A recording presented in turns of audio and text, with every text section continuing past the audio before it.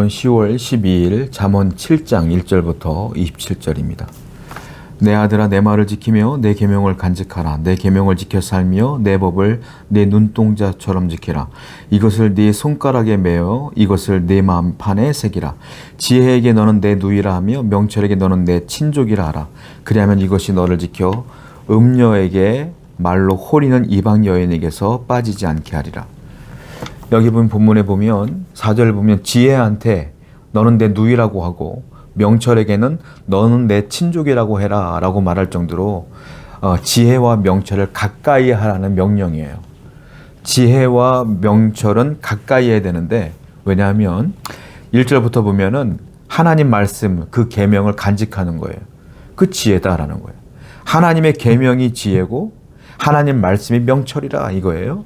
그럼 왜 그렇게 해야 되느냐? 그게 5절에 보니까 음녀에게서 이것이 이 지혜가 이 명철이 음녀에게서 너를 지켜준다 이거예요. 오늘 본문도 또 성적인 유혹에 관한 얘기예요.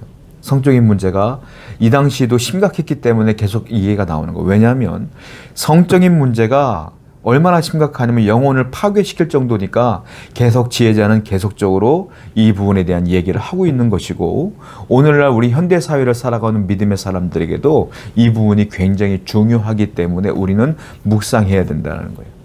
자, 음녀에게서 벗어날 수 있는 방법은 하나님의 말씀을 늘 가까이 하는 지혜가 있어야 된다라고 말하는 거예요.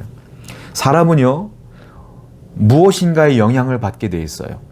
항상 지배를 받고 영향을 받아요. 그래서 우리는 가장 먼저 어디에 영향을 받는 게 중요하냐면 하나님의 말씀의 영향을 먼저 받아야 돼.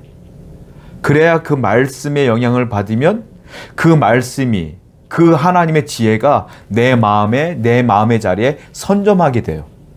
그런 다음에 성적인 유혹이 오면 이미 말씀이 선점되어 있기 때문에 말씀으로 분별해낼 수가 있는 거예요. 그런데 말씀과 상관없이 살다가 갑자기 느닷없이 성적인 유혹을 맞이하면 그 성적인 유혹이 내 안에 먼저 선점한단 말이야.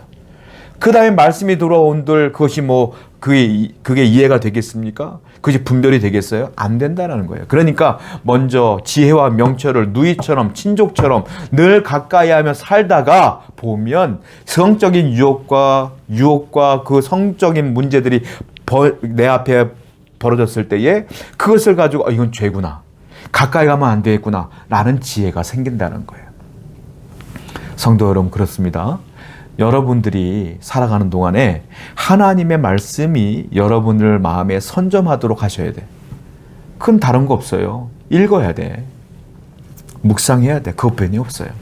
그래야 할 때 여러분들의 모든 죄들은 그 말씀으로 분별해낼 수가 있습니다. 6절입니다. 내가 내 집 살창으로 내려보다가 어리석은 자 중에 젊은이 가운데 한 지혜 없는 자를 보았노라. 그가 거리를 지나 음녀의 골목 모퉁이로 가까이 하여 그의 집 쪽으로 가는데, 이제 아버지가 얘기하는 거예요. 내가 보니까 창문을 열어 딱 봤더니만 남자 한 명이 있는데, 젊은 청년이 있는데 지혜 없는 미련한 자들아라는 거예요. 왜냐하면 이 녀석이 밤인데 길모퉁이로 싹 돌아가는데 거기 여자가 있는 거예요. 그러니까 그 여자에게 성적인 유혹에 빠지는 장면을 창문을 통해서 보게 되는 것이죠. 스스로 간 거예요, 스스로. 여러분, 이게 뭐냐면, 이게 어리석다고 말하는 이유가 뭐냐면 성적인 유혹은요, 벗어날 수가 없어요. 여러분들이 박사학위를 몇 개를 가져도 벗어날 수가 없어. 여러분들이 의지력이 다른 사람보다 뛰어난다 해도 벗어날 수가 없는 게 성적인 유혹인 거예요. 그래서요, 죄는 맞서야 돼. 죄는 피 흘림이 있을 때까지 싸워야 돼. 그런데 성적인 유혹은 피해야 돼요. 이걸 잘 보여준 사람이 누굽니까? 요셉이죠. 요셉은 피했어요. 집주인 아내가 요셉을 범하려고 할 때에 옷을 벗어던지고 도망갔어요. 왜? 거기 있다 보면 그 분위기상 흘러갈 수밖에 없거든. 성적인 유혹은 피하는 거예요. 도망가는 거예요. 나머지 죄는 싸워야 되겠지만 그건 피하는 게 지혜로운 자다라는 거예요. 오늘도 여러분들의 자의로 그런 곳을 찾아가지 마세요. 그런 분위기가 생긴다 싶으면 거길 피해야 돼.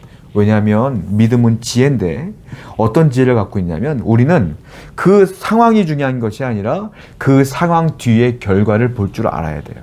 늘. 그 결과는 좋은 건 아니죠. 그러니까 항상 결과를 보고 그 뒷일을 바라보면서 그 자리를 벗어날 수 있는 지혜가 여러분에게 필요합니다. 10절부터 보겠습니다. 그때 기생이 옷을 입은 간교한 여인이 그를 맞으니 이 여인은 떠들며 완악하며 그의 밤에 집에 머물지 아니하며 어떤 때에는 거리, 어떤 때에는 광장, 또 모퉁이마다 서서 사람을 기다리는 자라. 그 여인이 그를 붙잡고 그에게 입맞추며 부끄러움을 모르는 얼굴로 그에게 말하되 내가 화목제를 드려 소원한 것은 오늘 갚았노라. 자, 무슨 말이냐면 이 성적인 유혹을 하는 당사자, 유혹의 현장, 이거는 어느 때는 거리에 있고 어떤 때는 광장에 있고 어떤 때는 모퉁이에 있다는 거예요. 근데 이 간교한 여인에게 아까 그 미련한 청년이 걸려들었어. 10절 보니까 그 여자는 간교한 여인이야. 그리고 11절을 보니까 간교한 것뿐만 아니라 완악한 여인이요, 교만한 여인이요, 패역한 여인인 거야. 거기에 걸려 들어간 거야. 덫에 걸렸어. 성적인 유혹은 덫이야, 덫. 덫에 걸려들었어요. 그런데 이 여인이 자기의 육신의 욕망을 채우기 위하여 이 남자를 속입니다. 어떻게 속이느냐. 14절을 보니까 이렇게 말하죠. 내가 화목제를 드려서 서원한 것을 오늘 갚았어요. 이 말이에요. 이 남자가 주저주저하는 거예요. 제가 볼 때는 믿음이 있었나 봐요. 주저주저해. 내가 여기 빠져들어야 돼 말아야 돼 고민하나 봐요. 그때 이 여인이 눈치를 채요. 그리고 이렇게 말합니다. 제가 오늘 화목제물 드렸어요. 그리고 오늘 서원을 다 갚았어요. 이게 무슨 말이냐. 화목제물은 뭐예요? 자기의 죄를 하나님께 제사 지냄으로 용서받았다. 나는 깨끗하다 이 말이에요. 나는 지금 깨끗해요. 그러니까 당신과 내가 오늘 밤 하루 보낸다고 해서 당신이 죄가 되는 게 아니에요. 나는 오늘 깨끗한 여인입니다. 영적으로 깨끗해 용서받은 여인이요 라고 말하는데 진짜 화목제물로 하나님께 제사를 드렸을까요? 아니에요. 속이는 거예요. 성적인 유혹의 본질은 뭐냐? 속이는 거예요. 속이는 거. 여러분, 성적인 유혹은 앞에 볼 때는 화려해 보이지만 그 속에는 내가 망하는 길이거든. 그 망하는 것들을 감춰놓고 나에게 화려한 것으로 속이는 게 성적 유혹인 거예요. 그러니까 한마디로 말하면 속지 말라 이거죠. 마귀는 그렇게 여러분들을 무너뜨려요. 마귀의 본 이름이 뭡니까? 속이는 자라. 마귀는 이런 식으로 여러분을 속여요. 여러분의 영혼을 망하게 하기 위해서. 하나님이 지금 계속 며칠째 얘기하고 있지 않습니까? 성적 유혹에 관해서 잠언서에서. 그 말은 하지 말란 소리야. 가지 말란 소리고 피하란 소리예요. 그러면 말씀에 순종하여 지혜를 얻어 그 길을 피해가는 여러분 되기를 축원드립니다. 22절입니다.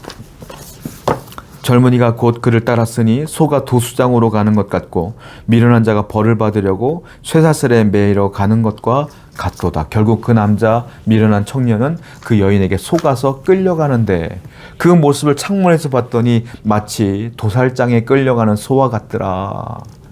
이 얘기예요. 죽으러 가는 것처럼 보여지는 거예요. 이제 그 영혼은 끝난 것이죠. 여러분, 지혜가 없으면 무방비로 당할 수밖에 없어.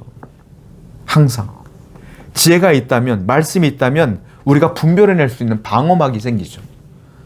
왜? 그 말씀이 나를 보호하기 때문에 그래요. 그러므로 항상 말씀과 동행하시고 오늘도 여러분 곁가지에 있는 모든 것들을 잘 바라보시면서 이것이 죄인지 죄가 아닌지를 늘 분별해서 잘 분별해서 나아가는 여러분 되기를 축원드립니다. 기도하겠어요. 분별력은 사람에게 있는 것이 아닙니다. 성경 말씀을 통하여 오는 선물입니다. 그러므로 말씀과 동행하는 삶을 살게 해 주시옵소서. 예수님의 이름으로 기도드렸습니다. 아멘.